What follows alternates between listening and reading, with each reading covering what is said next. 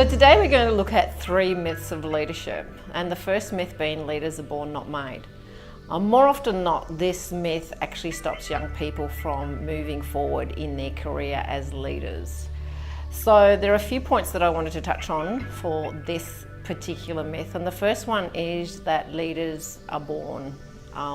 And there is certainly an aspect of the fact that leaders are born. There needs to be an intrinsic desire to lead within the person. So there is a small percentage of the fact that yes, leaders are actually born. However, with that, we have to look at the leader as a total person. So does the leader have the potential, or does the person have the potential to become the leader? And potential is one of those things that can be either realized or unrealized. If you have a person, for example, that's living in the country that doesn't have the need, I guess, to lead people, or doesn't have people that they need to lead, then that potential is going to become unrealized. However, if you're born in an environment where there are a lot of people around you and you have the potential to start to lead people, then your leadership capability, or the potential for you to become a leader, starts to become more realized. Does IQ play a part in it? Yes, it does. It plays a small part in it. But more from the perspective, it's not really about having a high IQ, but having the capability to be able to understand the role or the need that the leader has to manage and work with people. Capability as far as being able to see and adapt to changing situations, capability to be able to learn, capability to be able to retain information and use that information in a way that is useful for the business. EQ is just as important, as we know these days. Daniel Goleman looked at the 5 emotional intelligence areas. They being self-awareness, so the ability that we have to be aware of the way that we come across, aware of the way that we interact with people, the way we communicate with, the way we delegate. And being able to do that in a way that supports you as a leader, and understanding what the team needs or how the team needs to be supported. Self-regulation, that's important as well, because you need to be able to regulate your emotions, particularly in areas where there may be conflict. A leader that's hot-headed and goes ballistic because they've been given bad news is not going to be necessarily a great leader. Motivation, great leaders have high levels of motivation. Empathy, the ability to empathize with people, understand, walk in someone else's shoes. And of course, your social skills are important as well. The ability to be able to go out into the world and network with other people and on-sell who you are as a leader is important. And I guess the last one that the theory shows is really important is just lady luck. You know, being in the right place at the right time, being given those opportunities in order to lead, being able to demonstrate that you can do it, learning along the way, learning the technology of leading, learning the social skills that are required for leading, and being able to do that, luckily, in your life. And some people are never touched by lady luck. So that's myth number 1, are leaders born, not made? Hopefully I've busted that one for you. So now that we've busted myth number 1, let's look at myth number 2, leaders don't influence culture. I guess one of the things that I find a lot is that leaders come to me and say, you know, my culture is really poor, there's something that I need to do about it. And I look at them and say, well, what are you doing as a leader to create a poor culture? And they're kind of stunned about that. What do you mean? Leaders create culture. You create it by the way that you behave. An autocratic leader, or are you an authoritarian leader, or are you a leader that facilitates? Depending on what the leader will allow or not allow in the business, will start to create the culture, because the culture is literally just a number of people getting together to work. And within that work environment, there are things that we're allowed to do and there are things that are not allowed to do.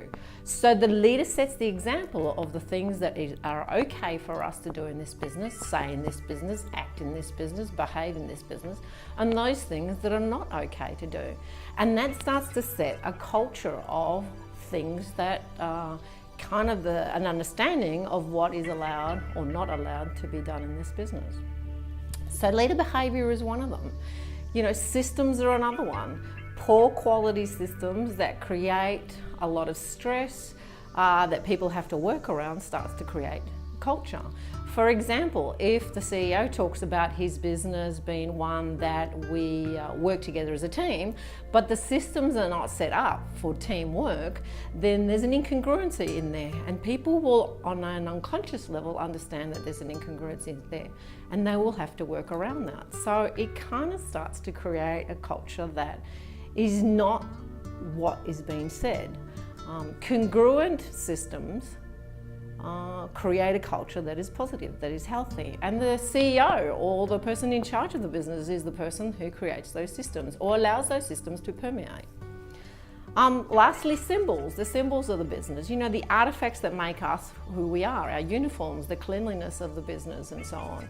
So the symbols are pretty much a part of the culture as well. What we allow to have.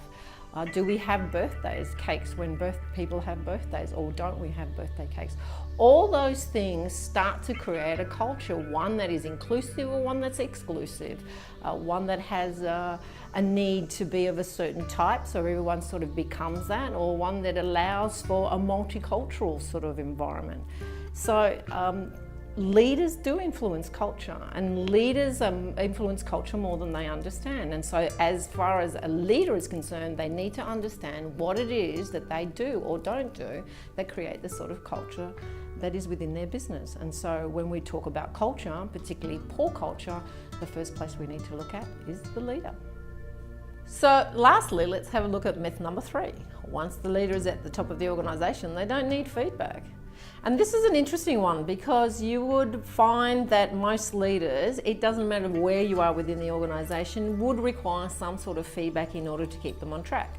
And yet, when leaders go from being a middle manager to a senior manager, they often believe that now that I've arrived at the top of the tree, I don't need any feedback. However, let's have a look at that. Leaders don't ask for feedback. And what happens when leaders don't ask for feedback, there are things that go noticed by everybody else, but not by themselves. So they lack awareness about what's really going on and how they're coming across, and particularly in the way that they lead. So they don't have high levels of awareness around how they're leading. And that could include things like they make a very poor negotiator, or they micromanage people, and they do that perhaps when they're under stress. See, a leader could be a very good facilitator as a leader, but under stress, they become a micromanager, and then that inhibits their ability to lead. They don't delegate enough. Again, these things tend to happen a lot when leaders are under stress. So they stop all delegations, stop those meetings, and they start to try and do it all themselves because they can't trust that somebody else is going to do it as well as they are. Or they just have never been able to delegate. Poor problem solving, particularly if they don't understand the problem solving models, or they've never been educated in a way that allows them to problem solve really well within a group. And therefore what they tend to do is that they plan everything themselves without understanding that there could be some things that are missing within that. Poor or no communication. How many of us know of leaders that once they become executives, they literally go into their executive office, they close the door, and that's the last you hear of them. So you might see them in the morning when they say hello, if they say hello, and you might see them in the evening when they go. And that's all the communication you get from them, apart from, of course, the emails and the once a week communications that they believe they're doing really well with. A leader that makes a poor public speaker. Let's be honest, we like our leaders to talk to us, to let us know what's going on, particularly in a meeting situation, so that if they're not comfortable public speaking within large groups, then that makes us uncomfortable as well. And we dread going to those sort of meetings because we know that that leader is a poor public speaker.